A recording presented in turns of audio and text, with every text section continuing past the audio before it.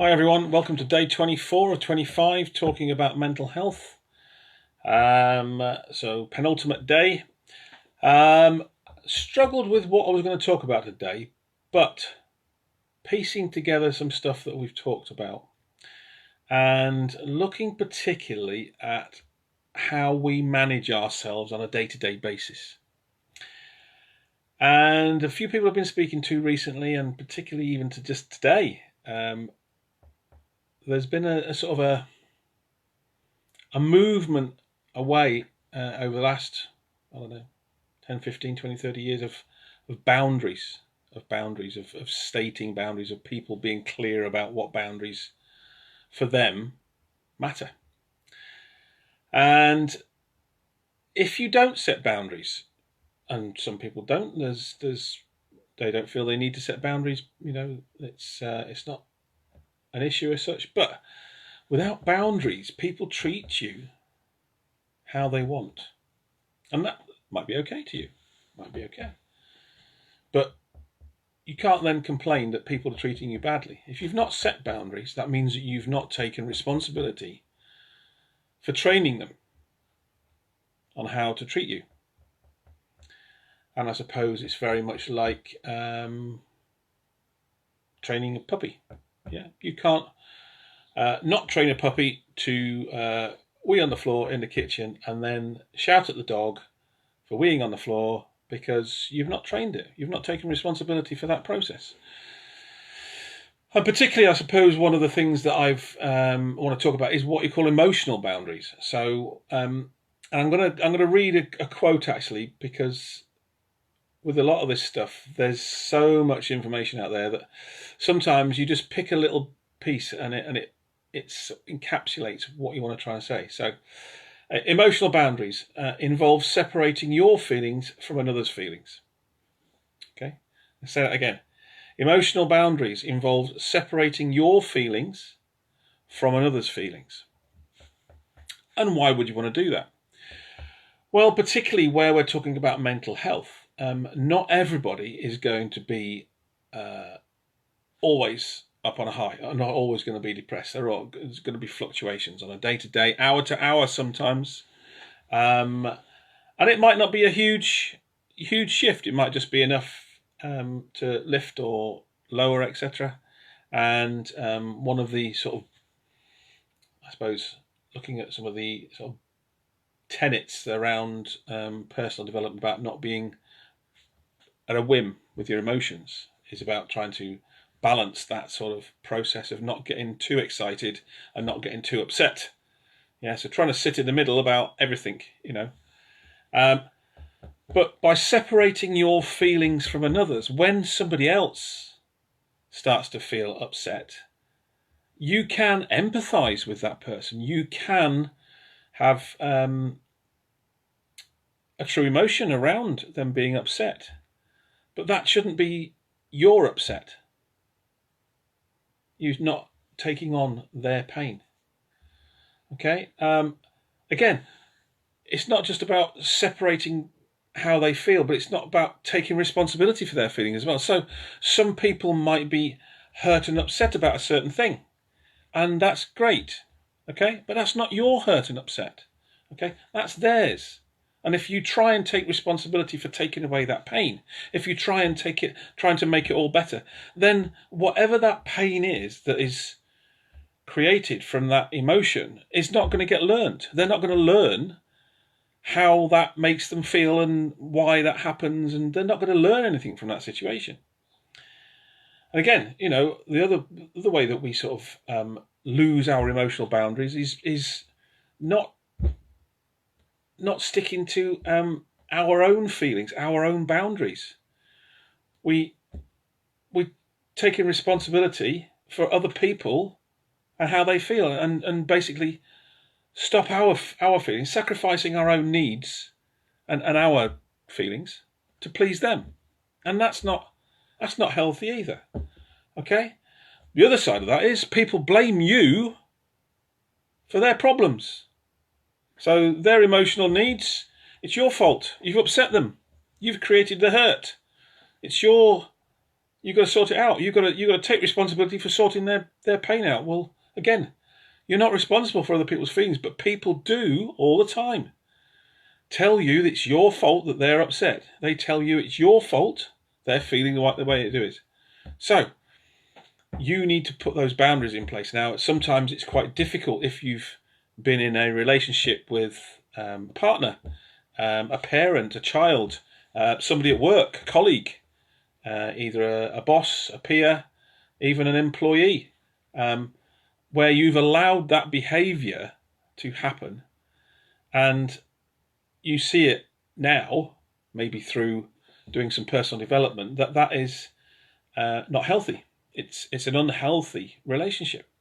So how do you then draw those boundaries? Well,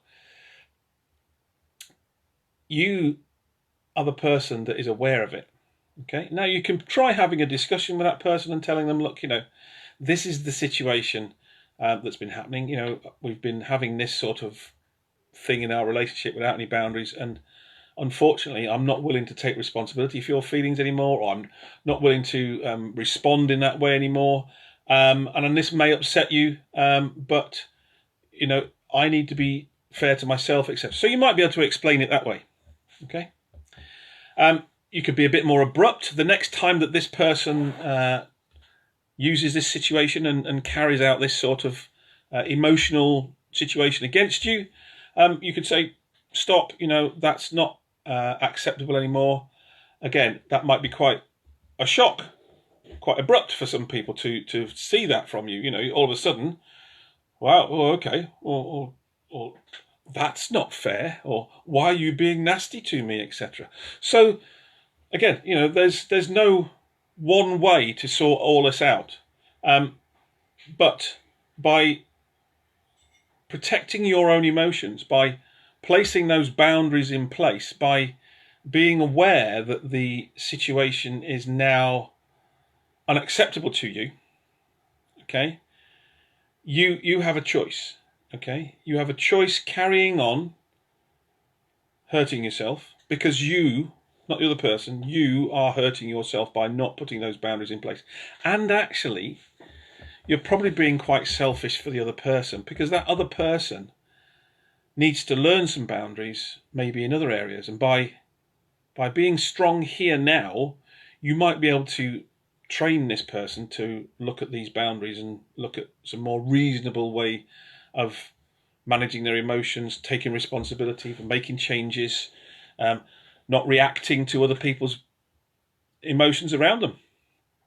So this boundaries thing is quite important for their sake as well as yours. And lots of times, people over years, particularly where they might have that sort of issue with children, or parents, or anybody else that you have responsibility for, maybe, and the boundary situation has never been an issue, but all of a sudden it does become an issue. Well, it's probably always been an issue, but it's just got to a point now where, as that sort of relationship evolves, the tendency is to take advantage of that relationship. And again, if you've not drawn up boundaries on a regular basis in the past and actually used the word no at times, then literally it's you that has to take responsibility for that, because the other person is unaware that they have an issue as such. The boundary situation has never been a problem, but now for you, it is. And unfortunately, this can cause quite a lot of emotional problems. So be prepared for some pushback, be prepared for some tears, be prepared for people to be in denial or angry or any other group of things that will say that they're not happy with that. And that's okay. It's okay for people not to be happy with you. You're not here to make people happy. It'd be nice if you did make people happy, but the first person that's got to be happy is yourself. You have to be looking after you. You are responsible for you. And yes, I know that some of you may have responsibilities for children and family members or that sort of stuff, people that do need your help because obviously they're too young, etc., whatever. But they can still have boundaries, and the emotional boundaries are important for your well-being and their well-being as well, their well-being. And particularly where you might have difficult relationships with children growing up. Without those emotional boundaries, you are creating a painful existence for them in the future, but also maybe some of their partners, colleagues, their children, okay? Because these emotional boundaries have not been set in the past. Therefore, they're unaware of them and continue their life blaming other people for their problems, taking on other people's emotions as their own, changing their own needs to try and please other people, because that's what's happened. They've seen it. They've been trained by you, their mentor, their life coach, as a parent or a partner, teaching them how to behave as an adult. And we have a responsibility for ourselves, but if we have a responsibility for people in our lives, youngsters, etc., then we have a responsibility to show them that it's healthy to have boundaries. It's healthy to say no. It's healthy to do that, but it might cause some upset. But also, I suppose the other thing is, if you haven't got boundaries, then you'll always be at the whim of things around you as well. If you have no boundaries set so that you have some time for yourself, your personal development time, your emotional time, your rum o'clock time, whatever it is, putting some boundaries in and carving out some space and time just for you. And this can be quite difficult for people that have busy lives, many children maybe, 2 or 3 jobs if that's the way that's happening, sports, training, etc. But it is important that you look after you, and you means that you are taking responsibility for yourself.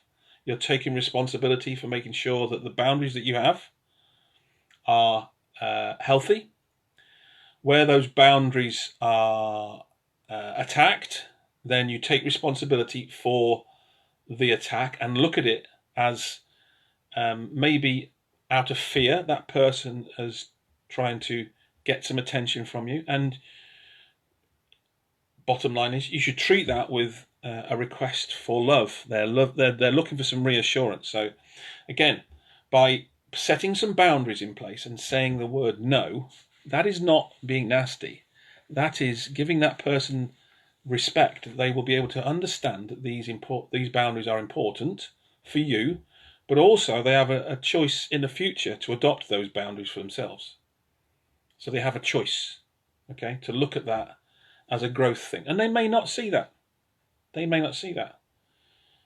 learning is their learning. You have an opportunity to put it in front of them and they can see it for what it is, or they can reject it, and they can reject it however they like. But one of these situations, particularly with boundaries, is one of those things that is probably one of the hardest things that you will try to put in place, particularly if you've entered your personal development journey quite late and have quite a lot of other people around you, and you've had people around you that have been eating into your time and have been straying over your boundaries.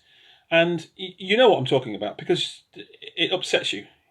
People taking advantage of you, people doing things that they know is going to create a problem for you, and spilling over into your life from theirs, etc.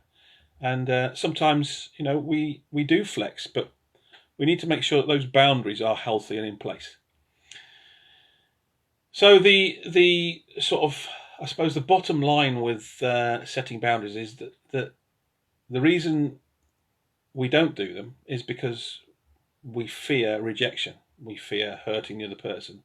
We fear making a mistake and that person, turning away from us.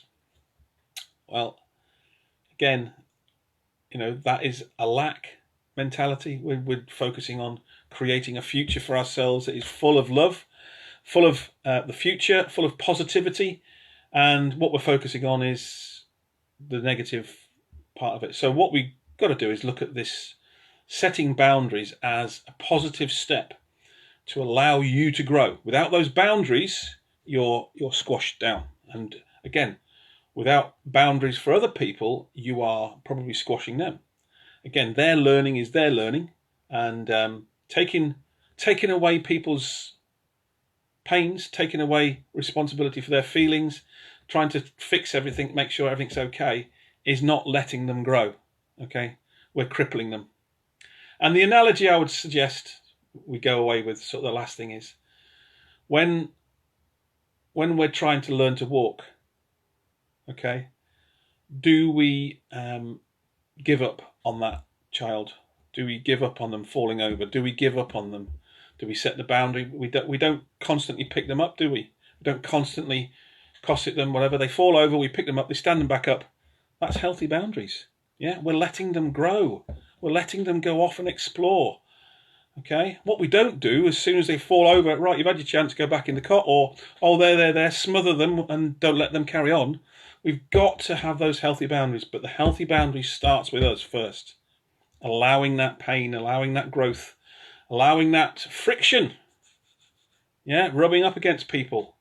Okay, they've got their feelings, you've got your feelings. Boundaries are there to provide you space to grow. Okay, so penultimate day 25 tomorrow, and at the moment have nothing on the agenda for tomorrow for the finale of this first set, and it looks like we might be doing a second set because I was actually given a number of nominations for doing this 25 days, so it might be that I'll do a second 25 days. But the second 25 days will be more about well-being. Okay, we've gone through pretty much the first aid for mental health conditions, etc. Now I want to sort of focus on well-being and creating a positive mindset, positive change, looking at how that can affect our moods, etc. How we can then manage ourselves better in the world out there, and particularly where over the next few weeks, months, the new world order, whatever it is, where we see the new normal, people walking around with masks on, etc., social distancing, going back to work in dribs and drabs, training taking place, completely different world, how that affects us, and maybe how we can manage the new normal better so that we feel better about the future and about the world, and less fear. Okay, so set those healthy boundaries. Think about where you're losing your boundaries and you're being taken advantage of, or you are taking advantage of people. You're taking advantage of people's good nature, and maybe you should instill some boundaries for other people. Okay, barbecue tonight because obviously the weather's going to change in Wales, so we're going to have a barbecue to celebrate that. And be nice, be kind. See you tomorrow.